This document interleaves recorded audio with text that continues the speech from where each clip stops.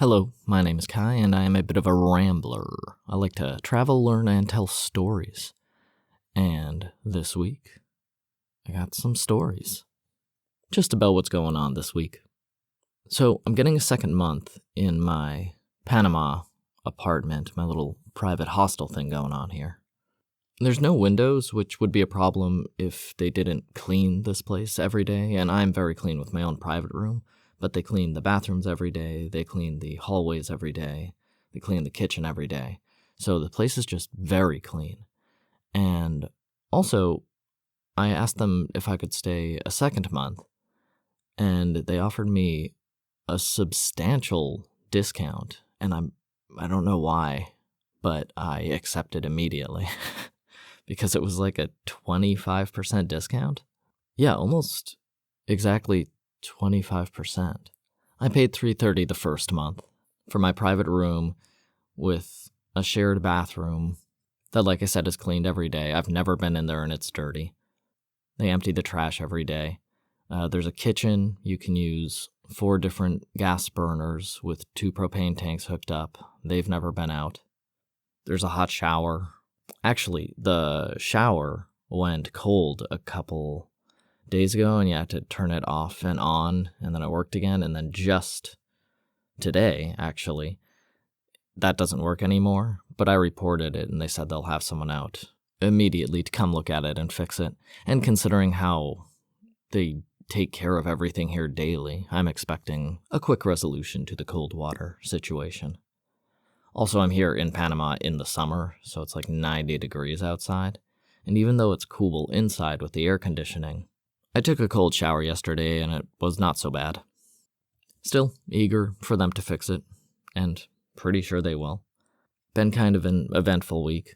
Another wonderful thing that's happened is 4 days ago, that crazy racist lady I mentioned, who lives here and screams at her cam friends or maybe nobody, finally left.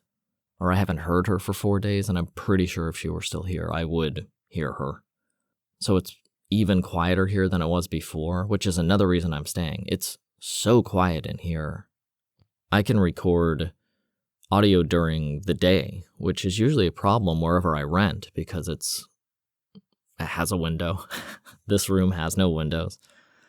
And I'm at the end of the hall, so the windows in the kitchen, which the entire wall has windows, it has to go around like 3 corners to get to my room. So for audio recording, it's a very convenient setup. It's a very effective setup. Then there are 4 paintings on the wall when I walked in, and I really like one of them. It's of a woman, and her eyes are covered with blue hair, and she has purple lipstick, and it's like my favorite shade of purple. And as soon as I walked in and saw the purple, I was like, oh, favorite color. And then I got room number 7, which is my favorite number because I think I came to the conclusion when I was like 13 or 14 or something that 7 was the funniest number and therefore my favorite and certainly the most unique because any even number is divisible by 2, so whatever. Number 1 is, divides into everything. It fits everywhere. Number 3 is like the most stable configuration of bases like in the universe. You can just, anything on 3 legs is very stable. 5, we have 5 fingers on each hand, 5 toes, 5 holes on the front of our faces. And 9 is just 3 threes. I guess the head actually technically has 7 holes. But that's the only connection you can really make with it. 7 sort of stands alone. Doesn't go into anything, isn't particularly known to be a stable number. It's just goofy, just hanging out by itself with the rest of the 1 through 10 who all have a specific colloquial role. And then 7's just sitting there with its scotch-taped glasses in the corner. I sympathize with 7, the odd man out. What else is good about this? Oh, I'm in the middle of a great neighborhood. I'm like right in the middle of Panama City. So I can walk to the Pacific Ocean within 20 minutes, probably around 15 minutes. And then there's great fondas right next to me with fantastic beef every day. And shrimp today. Although the shrimp wasn't as good as last time, so I cooked my own, and my own was so much sweeter and fresher because, I bought raw shrimp and cooked it myself, so. The fondas are good, but I think I'm just going to cook my own from now on. Oh, last week I talked about the DESI observatory, or instrument, I guess, the dark energy spectroscopic instrument. And it's primarily being used to construct a 3D map of the universe. But I couldn't remember why I wrote it down on the outline last week. It's because a scientist has come to the conclusion that the universe isn't accelerating, which is part of the standard model, that the universe is just going to keep expanding until all energy is dissipated enough and the universe dies in a heat death. But the same scientist that worked on that and figured that out is now thinking, you know what, I don't think it's actually expanding beyond the speed it should, and it probably will come to some stable configuration close enough that it won't die of a heat death by spreading out from itself too much. So that's what's interesting about the DESI, that if that's true, then the standard model has to be changed. I just read an article about it, thought it was cool, didn't even know there was a dark energy spectroscopic instrument until I read that article. And then I realized that they were making a map of the universe, which is already crazy. But then one guy who helped every scientist basically agree that, the acceleration rate probably is going to end up with everything spread out so far that all heat escapes and just be a bunch of cold void. But with more data, he's like, no, maybe not. It's just so crazy how many paradigms shift all the time about existence. And we all pretend that anything is permanent, when our understanding of literally the entire universe is changing constantly. Turns out, right now, as far as we can tell, the Earth isn't accelerating beyond control, along with every other piece of debris in the universe. You know what, there are a lot more beers here in Panama, switching topics, than there were in Guatemala. In Guatemala, maybe nationally, I tried 10 different beers, including imported beers. I tried 3, I think, Guatemalan beers, and then they had the same half dozen other beers from other countries. But it was a pretty limited selection. Even in the one store that had all of them, it still only had less than 10 beers, different kinds of beers. I think there's hundreds, at least 100, different types of beer just in my neighborhood here in Panama. But I've tried most of them. I mean, before. There's a lot of imported beers that I've had before. I bring it up just because it's nice to reflect on the variety a busy multicultural city has after living without a lot of intercultural trade. Also means I can get the Asian hot pot base that I love to cook with, and I am still cooking nearly every day with that. If I get some beef, cook up the beef, throw the Asian hot pot base on top. Or I'll fry up a bunch of garlic, Chinese cabbage, maybe some egg noodles, bunch of hot pot base on top. Those shrimp I cooked up, after I cook them, melt some hot pot base poured on top with some garlic. I love just being able to access that. All the international food I like. And of course, with such an international city, you are paying higher prices for grocery items.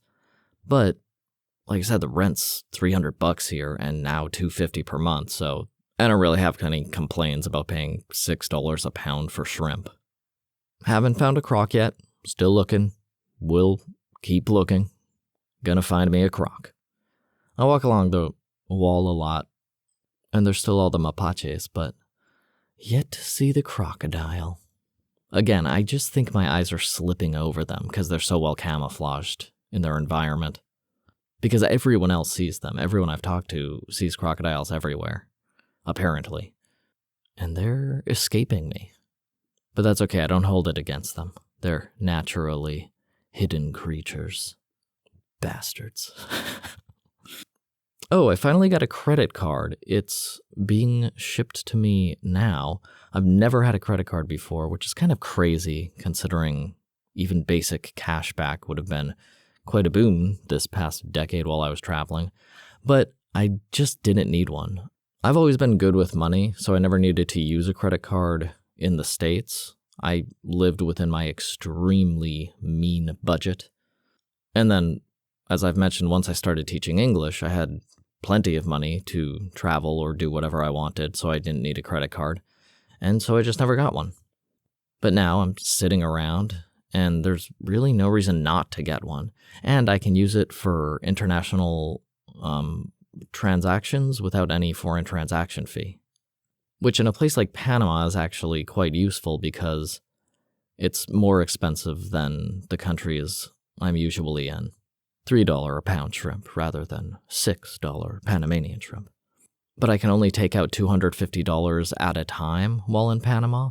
So if I do that, I'm paying the foreign transaction fee and conversion fee to get out not that much money if I want to have fun and just live whatever, just eat a pizza one day if I want to, or, not watch my money so carefully.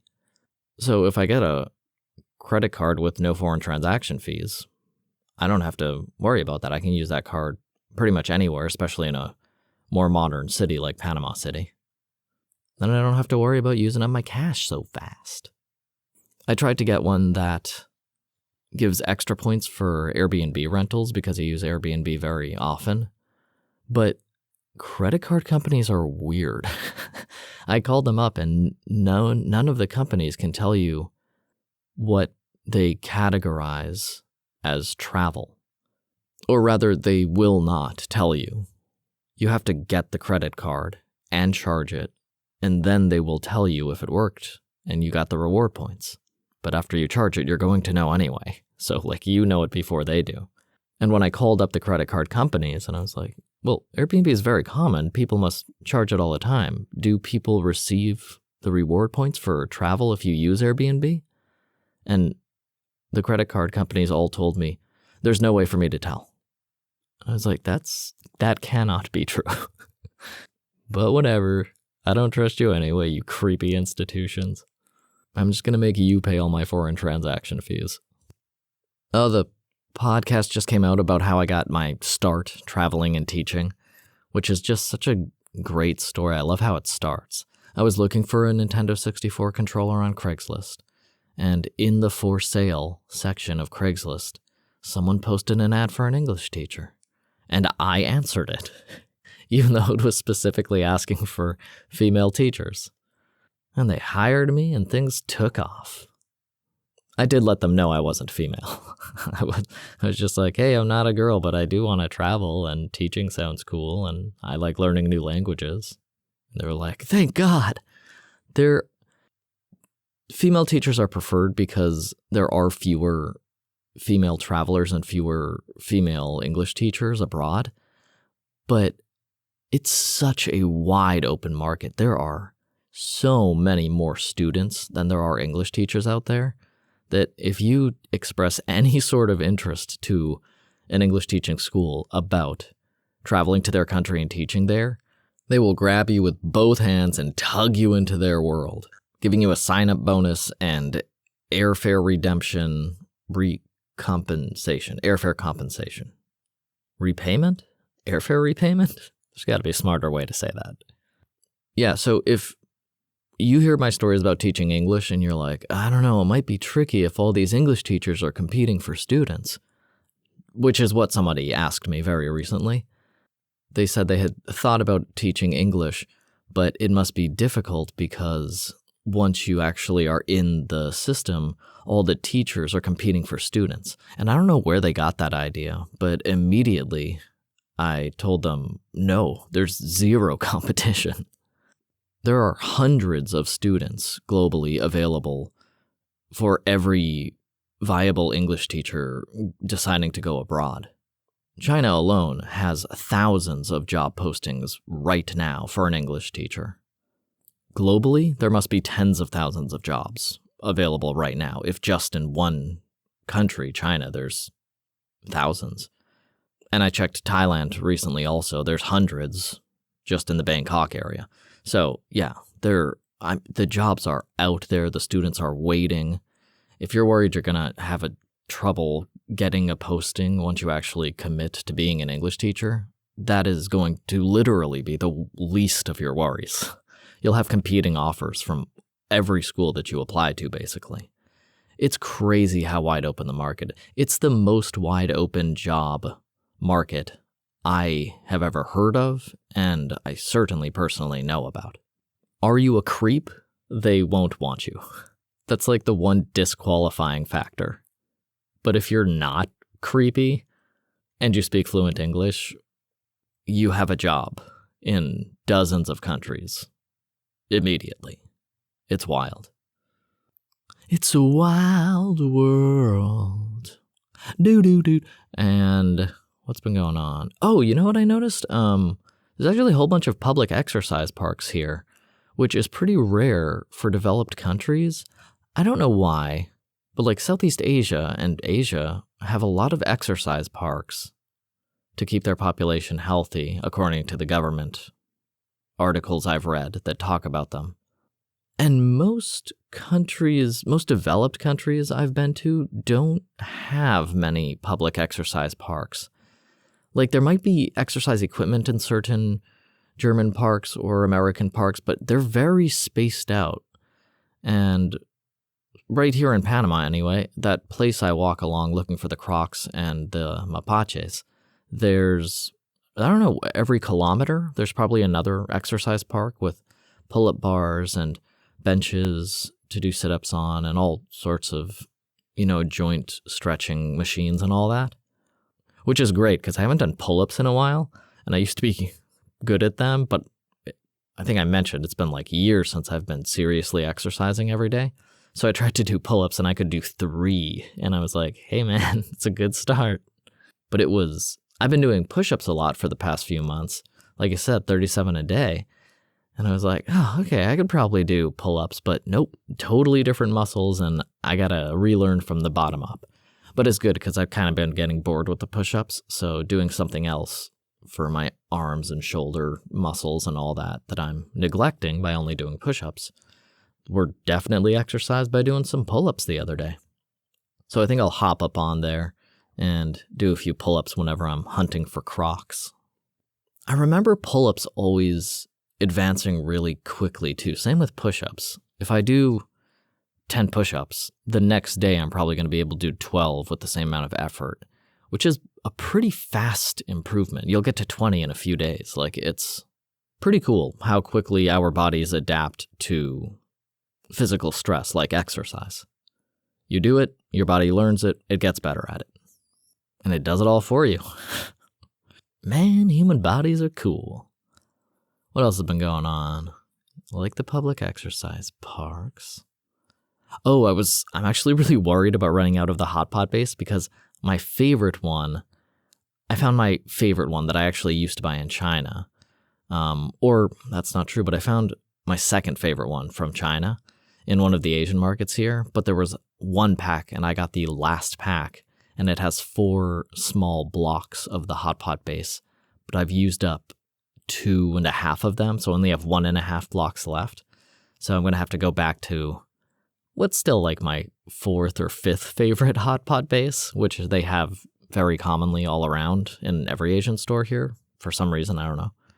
But I think I'm going to look in all of the stores and try and find my second favorite one that I'm eating every day because the flavor is just so perfect. Sichuan chilies, oil, anise star, cinnamon, it's such a great mix. I bought a bunch of beef and then cut it up into really thin strips and then small, like 1/2-inch pieces. So $3 I think it was, and I was able to make 4 servings of these clippings with scissors. And now I have 4 servings of meat that I can add to any dish I make for $3. So it's a pretty good way to eat on a budget, especially if you have that freaking hot pot base, which goes so well with a darker meat like beef. But it goes so well with pork also, and chicken, and literally everything, especially shrimp. Oh my gosh. Hot pot base. Yeah, so that's why I'm freaking out about running out of my favorite one, because I just want the best all the time. But also, if I can't find it, I'll look around and I'll find something else that's also good and probably a new thing. Like the one I was using before I found my second favorite one that I actually used to use in China is still really good. So if I have to only use that, it's still a fantastic spice and oil blend. And it is a mala hot pot base. It's just not my personal favorite. But I love trying new things anyway, and I like hunting for new things in stores, and yeah, it's great. I'm having a great time. Oh, I finished playing Journey to the Savage Planet, which was really fun. Very goofy story and like gameplay, but pretty exciting. And I really like the surrealist humor. I was going to play Fable next, but then I realized I haven't played Resident Evil 8? Yeah, 8 yet. I kept confusing it with Biohazard 7 because it's called Village, but most of your time is spent in a tiny cabin in 7, so I got kind of confused between the two, and I wasn't sure if I played 8 or not, but I haven't. So I just started it, and I'm like 2 minutes into it so far. And it's weird because it's the same character as in 7, and he's pretending, or they're making him act like he doesn't recognize. There's zombies attacking, naturally, and he keeps getting surprised by that. And it's like, oh, you fought zombies for 45 hours in the last game you played. Why are you acting like any of this is surprising to you? It's weird, but still a fun game. So far in the, 10, really it might be for like 15 minutes, but I haven't played more than that. But I'm having a good time so far. Oh, an interesting thing happened this week. Somebody locked themselves out of their room, and I heard this huge commotion in the hall. And after a while, I was like, I guess I should go out there. And I walked out, and there were 4 women standing in front of one of their doors, and I thought they were trying to go to the bathroom. And they were all upset because they couldn't go or whatever. And I was like, oh, she can go to the bathroom, like the men's bathroom. It's totally open, it's totally fine. They were like, no, she locked herself out of her bedroom. And that's when I realized her bedroom door was adjacent to the bathroom door, and I had just transposed the two in my mind. And I was like, oh, shoot, well, call the landlords. They have extra keys. And 2 of the girls actually only spoke English, and one of them could speak English and Spanish. And they called, but the landlord said they didn't have extra keys, which seemed weird to me. So all of our doors have grates on them on the bottom half of the door. And the grates are like small, but not crazy small. So I tried to help, and I got my head and shoulder of my right hand into there, and I was able to reach up and grab the knob, but I couldn't turn it, and I couldn't figure out what was going on. It just wouldn't turn, the handle. And so I crawled back out, and I was like, well, yeah, it does feel stuck, because one of the girls had told me it was stuck. And I thought that was so weird. But then the original girl who asked for help actually crawled through the hole and was able to get her whole body through that hole. And she stood up and opened the door, and it immediately opened when she turned the handle. So I think I was just coming at it from the wrong angle, because the front door here, you have to pull it down, and I was pulling down, so maybe I have to push up on the door, just access it from a different angle. But she was able to get into her room, which was a big relief. And I felt bad for hours after that. I was really beating myself up, like, you should have climbed through, and you should have done this and this. And then I realized, oh, wait, I'm making this story about myself, even though this is a problem that this other person had and then solved with the help of a bunch of us trying to help her out. Like, it's weird that I'm making it about myself. Oh, but the 4 women here are beautiful. It's so crazy how pretty they all are. It took me like 2 seconds to gain my composure, because I walked out into the hall and 3 of the people were helping the one that locked herself out. And I saw the 4 of them, and I was like, oh my God, these are the people staying in this private hostel? They're beautiful. And then I pretended I didn't notice anything except the broken door, because I didn't want to be the creepy guy living at the end of the hall. But it's cool to know everybody else in my private hostel is a beautiful woman. Just as ambiance, the same way I like all of the super green city around me. It's nice to know my hostel's full of beautiful people. And that the angry racist is gone, because she probably would have been out there too, if she was still here. Yeah, that was a pretty crazy situation though. She looked really desperate because she had to get to work, and it was just, it was such a crazy situation. And then she got inside, and the door just opened, but they had been at it for 20 or 30 minutes. And everyone seemed really worried. It was weird. It would have been a good beginning to a Resident Evil movie. We're all trying to unlock the door, and then the door explodes outward, and a zombie rushes the 3 girls waiting in the hallway and eats them. That seems like the beginning of one of the more recent Resident Evil games. What else is going? Oh, I went to Chinatown Buffet, which is good. Wait, did I already talk about it? Okay, if I already talked about it, I can't remember, so I'm going to briefly mention there's the Korean buffet that I did really like the first day, and there's another Chinatown buffet that's much farther away, but I always want to try out a new buffet. And I went there, and it said it was $13.50 in big, bold letters, but maybe it was because I was there at lunch. I only got charged $10, and they had beef, pork, shrimp. They actually didn't have shrimp when I showed up, and then brought out shrimp 10 minutes after, a huge tray of shrimp. And it was really interesting. Maybe it's because this is a coastal city, so people eat seafood all the time. But in the States, as soon as they bring out the tray of shrimp in the buffet, everyone sprints to the shrimp and grabs it in handfuls and just starts shoving it down their gullet. People are crazy about shrimp in buffets in the States. But here, everybody, grabbed 2 or none. I definitely saw people just get more beef and chicken and then walk back. Ooh, they also had fried chicken. They had really good fried chicken. And yeah, so the buffet was only $10. It was definitely worth it. Especially for me after they brought out the shrimp, because then I got fresh shrimp, beef, fried chicken wings. Very crunchy, but still not dry on the inside. Great chicken wings. They had a bunch of chow mein and rice too, and I tried a little bit, but it wasn't that good, so I just kept eating all the great meat and seafood. That Chinatown buffet, it's actually called Chinatown Buffet, is a 15-minute walk away from this mountain that you can overlook the Panama Canal on. But it was a really hot day that day that I decided to walk. I couldn't figure out where the bus was, and people kept pointing me in different directions, and it seems like the 4th guy who told me about the bus stop to take to the Panama Canal neighborhood, knew what he was actually talking about. But when I checked, I would have to walk 20 minutes or something to get just to that bus stop. I don't know how long I'd have to wait for the stop. And I was like, you know what, screw it. And I just walked down the highway and adjacent roads until I got to the town.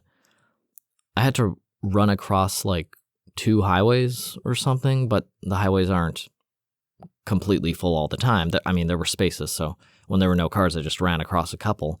And after I ran across a couple things and I walked for, 20, 25 minutes, something like that, boom, I was in the town with the buffet next to the Panama Canal. So I didn't have to mess with the bus at all, and it took me probably about the same amount of time if I had tried to find the bus stop and then waited for the bus. I also don't have mobile data right now because without the data, I'm forced to use my Spanish more. And I still listen to English podcasts all the time and read English articles. So to study Spanish, I have to switch to Spanish mode. And not having mobile data is a really good way for me to do that. It's really working out. I feel much more comfortable since I've come to Panama speaking Spanish because my brain isn't looking for the out of a translation app. It's just use the word you know, and when you screw it up, someone will tell you or you'll hear the correct answer. Just speak Spanish. So I really think it's working, so I still don't think I'm going to get mobile internet yet. Is that what it's called in English? A mobile internet? It seems, data. That's what it's called. I don't have data yet. And I'm going to stay away, so I just keep practicing my Spanish. Anyway, that was this pretty exciting week. I crawled through a door and failed, and then somebody helped themselves and got their locked door open. This place I'm living has given me an incredible discount on an already good price. And it's really quiet in my room. I really like it, so I can just fall asleep so easily. I love that they clean everything every day. Yeah, the only irritating thing about Panama is that they have such a low cash withdrawal limit. But it really is a very small price to pay for so many things I do like about the city. In general, it is clean. It's a clean city. It's a very green city. There's wild animals that you can see. There's the Pacific Ocean right there. The Panama Canal will probably be cool whenever I get around to going over there. Things are obviously still much cheaper than they would be in the States, and much more multicultural than most cities in the States. Ooh, and it's the rainy season. That's been going on a lot. Rains a couple hours a day, generally here. And it's so funny, because I think I mentioned before, I was in a town with an incredible amount of yearly rainfall, specifically the most in 1 month, 1,000 millimeters in 1 month of rain. And I got none of it while I was there, and I'm getting tons of rainstorms here. So I'm still really digging the rain. It makes me feel alive. Okay, I'm going to go get back to my life, and I'll tell you about what happens again next week. Good talking to you. Thank you so much for listening. Have a great day, great week, great month, and I'll talk to you soon. Having a life scholarship and being able to afford to go to college made me feel inspired to go. When I got a life scholarship, it was such a relief. I knew that I wanted to have an impact. Having a life scholarship through the SC Education Lottery was huge. It gave me the opportunity to make that impact right here at home.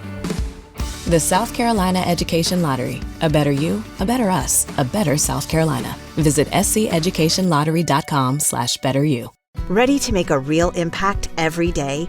Join the Active Day Home Care team and help clients maintain their independence in the comfort of their own homes. Make a difference in someone's life as you provide essential daily assistance and protect their health and happiness. Earn up to $20 an hour and enjoy additional perks like optional daily pay, 401k, paid time off, ongoing educational training, and more. Join a team that values care, compassion, and your professional growth. Visit activeday.com to apply.